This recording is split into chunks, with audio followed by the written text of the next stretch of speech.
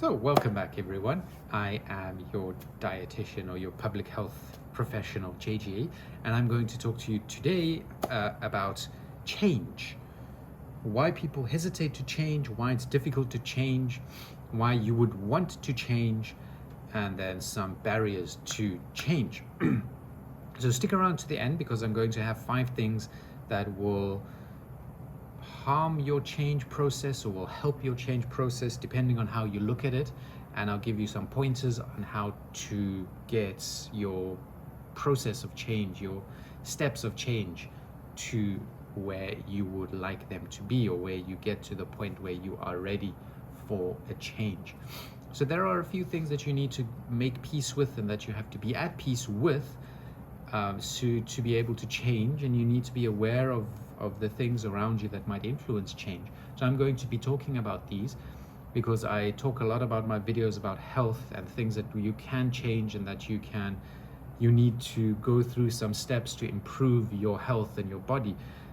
But I haven't talked about how to change, because change is a process that you have to go through. It's a mental process, and there are many factors that influence it, and if you are not able to overcome these factors, then you will be resistant to change and you will not be able to make that change. So stick around to the end, and I hope you enjoy it. So the first one is culture. So people around you, what people say, what they do, what you see, if you belong to a certain group. So these are important, because if you are going to change and it's going to impact that belonging to a group or the friends or the people around you, then that will make you resistant to change. For example, if you are in a family, you want to change something but they do not, that will make the change harder, or it will make you not change. The same that if you belong to a certain group, if that change is going to cause you to move away from that group, then that could cause you to not change. So you need to be aware of these so that you can adapt to it, and that you can be okay with it, and that you can manage this, and that you can provide yourself with some ways of comforting or ways to ease this change process. So culture is a very strong boundary, if I can put it that way, that will either help you to change or it will stop you to change. So it can either be like a trampoline that will expand and contract, so change a little bit but then bring you back, or it can be like a fence that you will jump over and then your change will happen. So culture can be a barrier to change. And then the second one can be your environment, so what you are around. So if you have a long winter, for example, or a longer summer or rainy season and a dry season, so environment can be important. The weather, if you have air pollution or no air pollution, if you have mountains or just grasslands. So the environments can also cause you to want to change or not be able to change, or be resistant to change as well. And this also goes with food. Culture, the one that I mentioned too, is also food bound. Culture is religion bound. Culture and your environment is availability, your food availability bound as well. So that all of these environmental things can either help your change or it can harm your change. So if, for example, if you want to go plant-based and you want to eat more fruit and vegetables, if you live in a country where that is not always readily available, that makes it a little harder to change. But if you are in a different climate, a different environment, it might be more readily available, or fruit and vegetables may be cheaper, or they may be more expensive, or so all of these things. You might have access to a farm or not a farm, or farmers markets, or someone, or so all of these things might influence the the ease of the change. So it could make it easier, or it could make it harder. Media, messaging in the media, social media, all of these messages that you get in your environment can also help you to change, or it can harm you. So just looking at those different parts. Then science, the pseudoscience or lack of science, so the kind of science you are exposed to, the articles around, the articles that you get, the people that you take your information from, the different health professionals where you get information, of which I am one. So the people you get your information from, the environment, the influential people that you listen to will also influence your ability to change.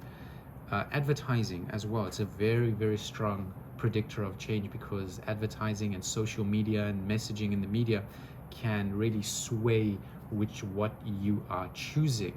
If you do a blind food tasting, for example, you might prefer certain brands, but when you have a blind taste test, you might prefer a different taste to the actual brand, but you will always buy that brand because you believe it's better and healthier or more delicious.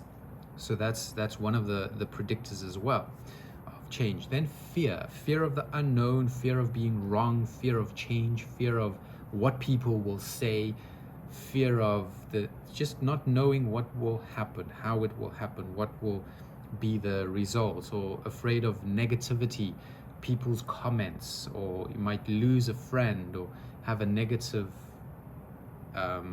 interaction with a person about a change that you would like to make.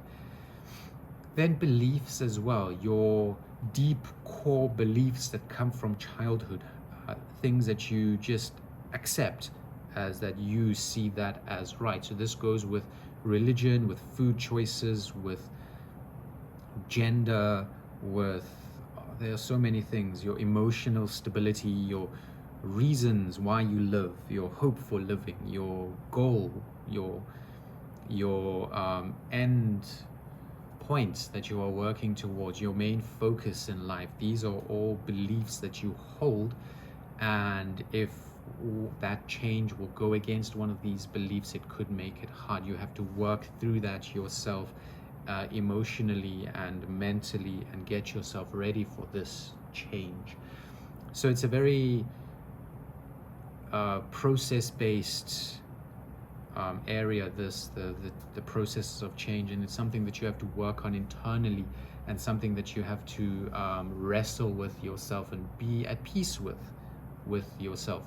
It's not something that someone else can do for you. They can help you, they can assist you, they can lead you, they can give you these points and these things that could have an impact on it, so that you are aware of them, so that you can work on it, and that you can help yourself be calm and at peace and ready to change.